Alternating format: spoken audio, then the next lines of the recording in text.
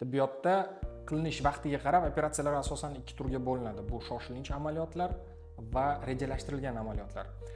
Masalan, shoshilinch amaliyotlarga sizlarni shuni keltirishim mumkin. Bu appenditsit. Bilasizlar, appenditsit bu juda ham tez rivojlanadigan kasallik hisoblanadi va buni juda ham zudlik bilan operatsion yo'l bilan olinmasa, bu hattoki o'limga olib kelishi mumkin.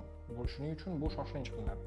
Endi rejalashtirilgan nima degani? Rejalashtirilgan degani bu asosan bizning kasallarimiz, lor sohasidagi kasallar. Deyarli 99% kasallarimiz rejalashtiriladi. Rejalashtirildi deganda biz uni ko'ramiz, qolgan mutaxassislar ko'radi, ko'plab analizlar olinadi. Kasal buning uchun tayyor bo'lish kerak. Tayyor bo'lish kerak deganda birinchi o'rinda u shamollamagan, isitmasi chiqmagan, ichi ketmagan, qayd qilmagan, ya'ni umumiy holat yaxshi bo'lish kerak. Boshqa organ sohalari ham yaxshi bo'lish kerak. Masalan, aytaylik, yuragida bir jiddiy muammo bo'lmasligi kerak. Ya'ni operatsiya uchun, rejalashtirilgan operatsiya uchun qarshi ko'rsatma bo'lmasligi kerak. Shuning uchun ham rejalashtirilgan deyiladi. Aytaylik, appenditsit bo'lib qoldi, yuragida qandaydir muammosi bor. Iloji yo'q, shoshilinch olinadi. Bizning sohada esa unday emas. Endi bu gapni nima uchun boshladim? Bizga juda ham ko'plab murojaatlar keladi. Masalan, farzandini olib kelishadi, o'zlari kelishadi. Aytaylik, farzandi 3 kundan beri istimalayotgan. Burundagi adenoid bezlari katta, adenoid vegetatsiya aytaylik 3-daraja. Shuni operatsiya qilib olib bering.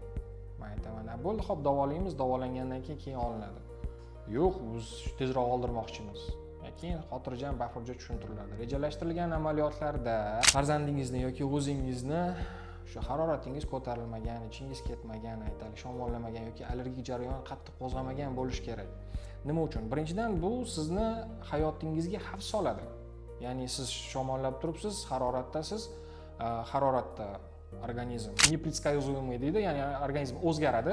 Shuni hisobiga bir yomon nimadir kelib chiqishi mumkin operatsiya davomida yoki operatsiyadan keyin. Shu maqsadda biz nima qilamiz? Har doim kasalni davolaymiz. Bunga 3 kun ketishi mumkin, 5 kun, 1 hafta, 2 hafta vaqt ketishi mumkin.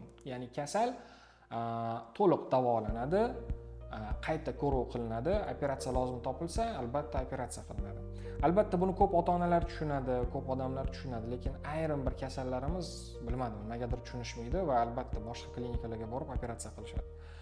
Va ko'rganimiz ham, ko'p eshitganmiz, shuni oqibatida kasal keyin juda ham ko'p qiynaladi.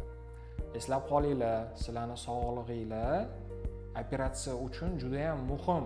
Ya'ni operatsiya qilinish jarayonini qanaqa ketishi, operatsiyadan keyingi operatsiyaning natijasi qanaqa bo'lishi sizni hozirgi holatingizga juda ham katta bog'liq.